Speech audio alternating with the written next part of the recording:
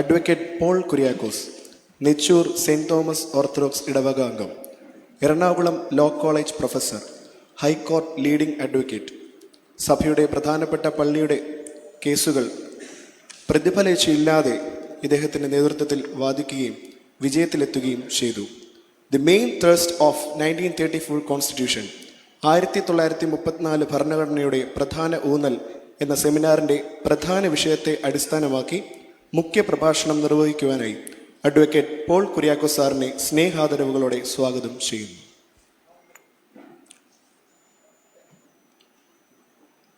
അഭിവന്ദ്യ മെത്രാപ്പൊലീത്തമാർ, ബഹുമാനപ്പെട്ട പുരോഹിതർ, ലേ ട്രസ്റ്റി, സഹോദരി സഹോദരന്മാർ, ഒരു സെമിനാറിൻ്റെ ഒരു ലെങ്ത്തിലൊന്നും പോകാനുള്ള ഒരു സാഹചര്യം നമുക്ക് ഇന്നില്ല എന്ന് തോന്നുന്നു. Anyway, we are falling short of time. Nevertheless I just വളരെ ചെറിയ രീതിയിൽ ഒരു ഔട്ട്ലൈൻ. തിരുമേനി മോഡറേറ്റർ അവതരിപ്പിച്ചപ്പോൾ I found it very very interesting. What I wanted to tell he has outline it. Now ഇതിൻ്റെ background, before going to the background, തിരുമേനി അവസാനിപ്പിച്ചെന്ന് ഞാൻ തുടങ്ങാം. We should be grateful. Our deepest gratitude should be shown to Vattascheril Tirumeni. Even the subcommittee which was formulated for the purpose of framing the constitution. എൻ്റെ അറിവ് ശരിയാണെങ്കിൽ 1928 15/8/1928 late OM Cherian കൺവീനറായി ഒരു കമ്മിറ്റിയെ തിരുമേനി ഫോം ചെയ്തു. അവിടുന്ന് തുടങ്ങിയ ഒരു പ്രോസസ് ഓഫ് കൺസീവിങ് ഐഡിയാസ്, തിരുമേനി വ്യക്തമായ ധാരണകൾ കൊടുത്തുകൊണ്ടാണ് ഈ കമ്മിറ്റിക്ക് വേണ്ട നിർദ്ദേശങ്ങൾ നൽകിയിരുന്നത്. നമ്മുടെ ട്രഡീഷൻസ്, നമ്മുടെ കസ്റ്റമറി പ്രാക്ടീസസ്, നമ്മുടെ പ്രീസിഡൻസ്. 1934 മുമ്പ് നമുക്കൊരു ഭരണഘടനയില്ല. കേരളത്തിലെ ക്രിസ്തീയ സഭകളെ സംബന്ധിച്ചിടത്തോളം സഭ 1918 ഉണ്ടാക്കി എന്നുള്ള അറിവ് എനിക്ക് ഇപ്പോഴാണ് കിട്ടിയത്. I am thankful to you. I thought this was one among the earliest of constitutions of the Kerala Christians.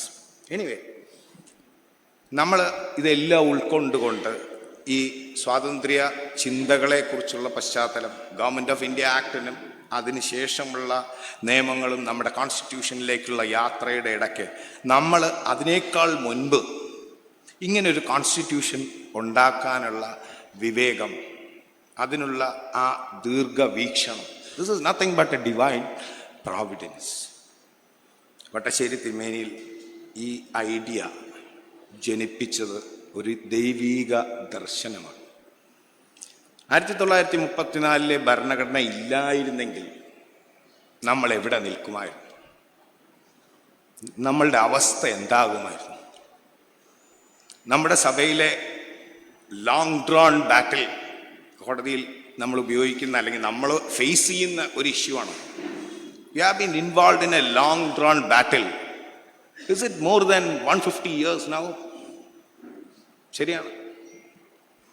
നമുക്ക് പല ഇഷ്യൂസും ഉണ്ടായിട്ടുണ്ട്. അത് എല്ലാം നമ്മളുടെ കോൺട്രിബ്യൂഷനാണെന്നൊന്നും പറയാൻ സാധിക്കില്ല.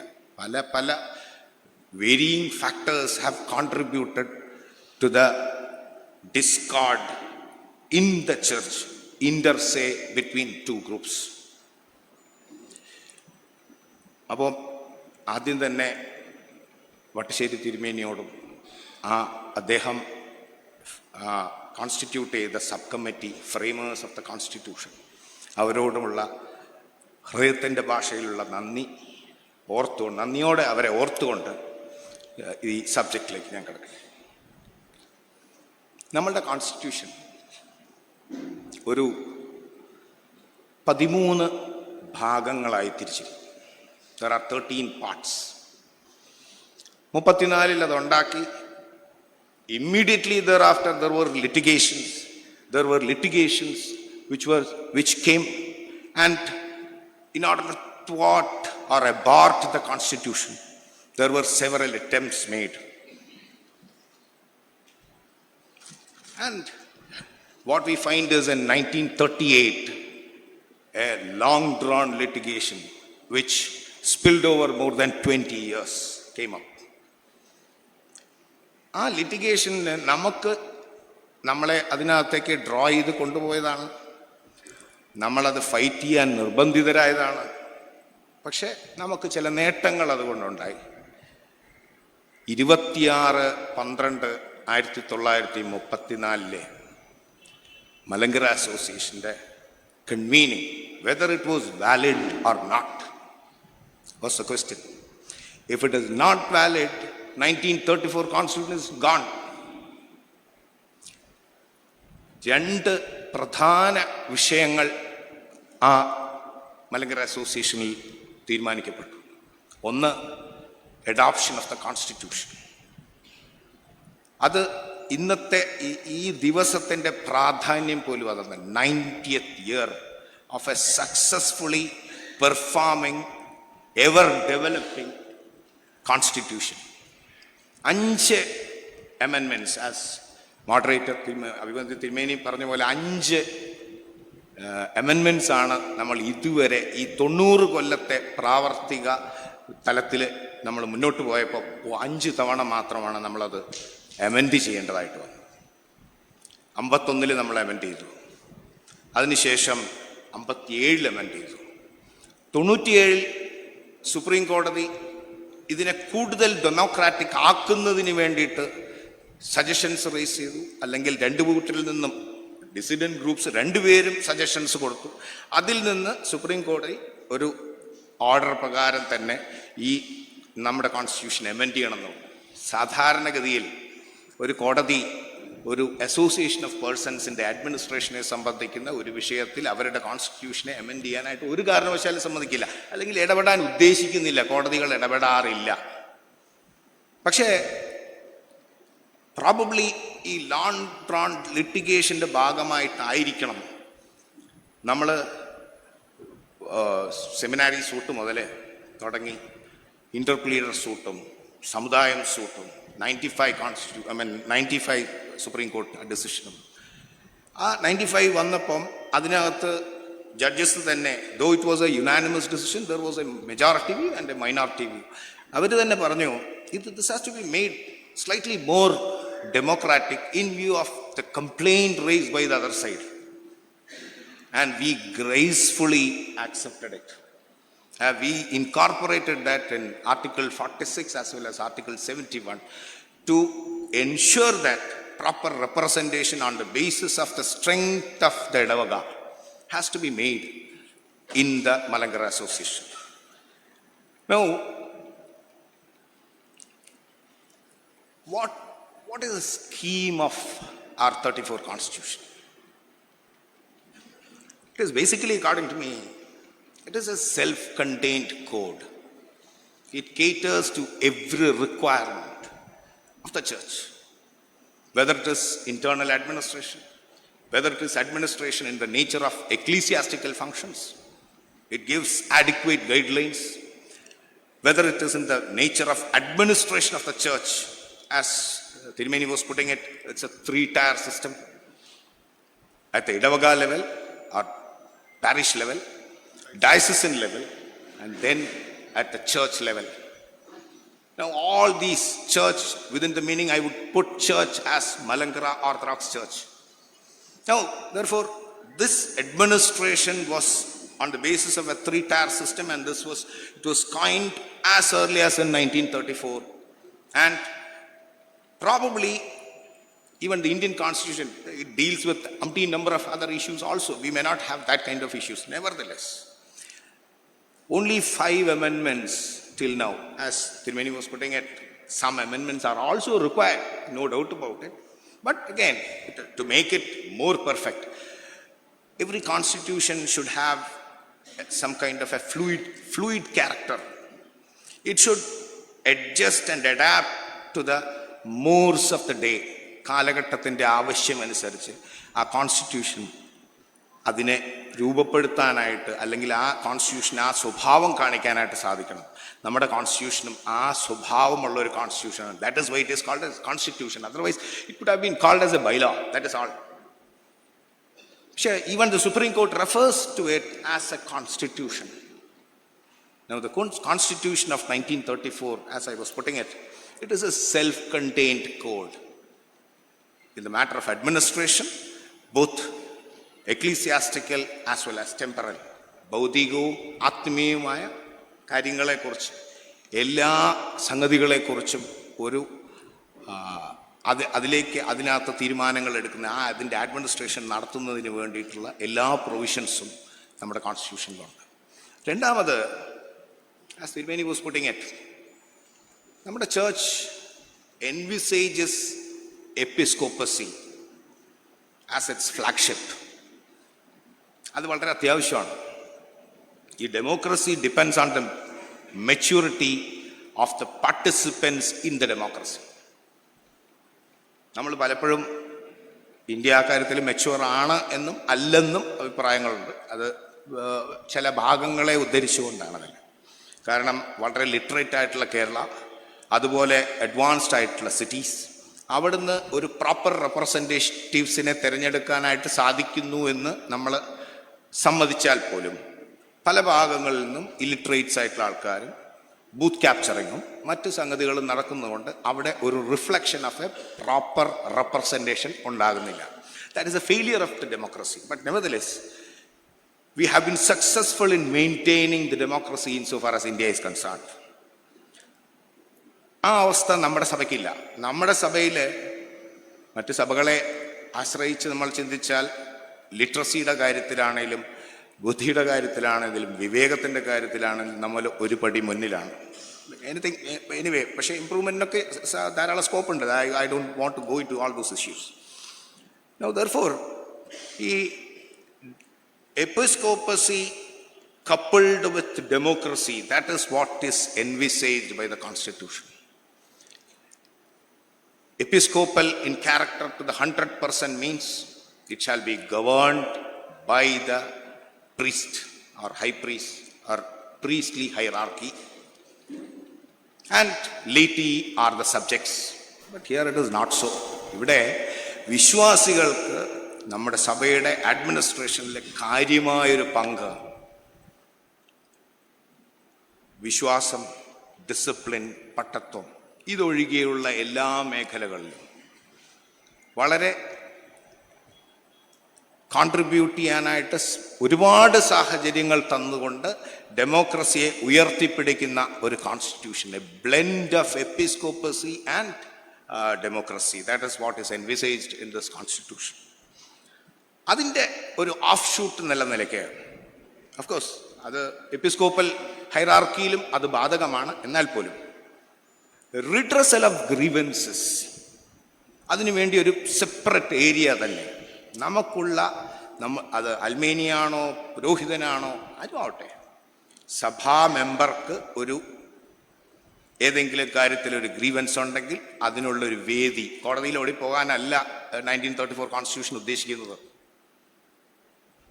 നമുക്ക് അത് അഡ്രസ് ചെയ്യാനുള്ള ഹെറാർക്കിയൽ അതോറിറ്റീസ്, അതിൻ്റെ മുകളിൽ അപ്പീൽ, ഇതെല്ലാം പ്രൊവൈഡ് ചെയ്തിരിക്കുന്നു. ഐ വാസ് വണ്ടറിങ് 1934 ഇത്രയൊക്കെ ആലോചിച്ച് ചിന്തിച്ച് ഗംഭീരമായിട്ട് എഴുതിയെങ്കിൽ അവർ നമ്മളെക്കാളൊക്കെ ഒരുപാട് ബുദ്ധിമതികളും ബുദ്ധിമാന്മാരും വിവേകശാലികളുമാണ്. ഇതെല്ലാം ഫോർസീ ചെയ്തിട്ടാണ് നമ്മുടെ സഭ ഒരു ടെർബുലൻസി കൂടെ പോകുന്ന ഒരു സാഹചര്യത്തിൽ അവർ ഫ്രെയിം ചെയ്ത ഈ കോൺസ്റ്റിറ്റ്യൂഷൻ ഇനി ഒരു ഫെർദർ ടെർബുലൻസിനെ പോലും വിത്ത്സ്റ്റാൻഡ് ചെയ്യാൻ കേപ്പബിൾ ആയിട്ടുള്ള രീതിയിലുള്ള ഒരു കോൺസ്റ്റിറ്റ്യൂഷനെ നൽകുന്നതിനായിട്ട് അല്ലെങ്കിൽ കോൺട്രിബ്യൂട്ട് ചെയ്യുന്നതിനായിട്ട് ആ ഫ്രെയിമേഴ്സ് ഹെൽപ്പ് ചെയ്തു. നൗ ഈ fundamental characteristics of the matter of faith അതും കോൺസ്റ്റിറ്റ്യൂഷനിൽ വേണ്ടുന്ന രീതിയിൽ നമ്മുടെ റെക്കഗ്നൈസ്ഡ് കാനൻ ഏതാണ്, ഒരുപാട് തർക്കം ഉണ്ടായിട്ടുള്ളൊരു വിഷയമാണ്. നമ്മൾ 59 സുപ്രീം കോർട്ട് എടുത്താലും 1938 അവർ കൊടുത്ത അന്യായത്തിൽ എഴുതി വച്ചിരിക്കുന്നത് നമ്മൾ റിലൈ ചെയ്യുന്ന കാനൻ അല്ല original canon, it is something different. we have become heretics, we have disassociated from the church and we are aliens or strangers to the church. This was their case.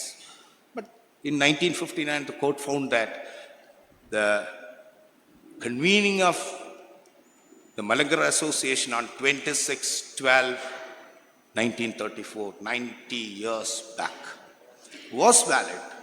The framing of the Constitution is consequently valid, and this has been done with proper notice to every parish church. And some of the parish churches who had dissonant view, they had raised some objections also, a couple of them.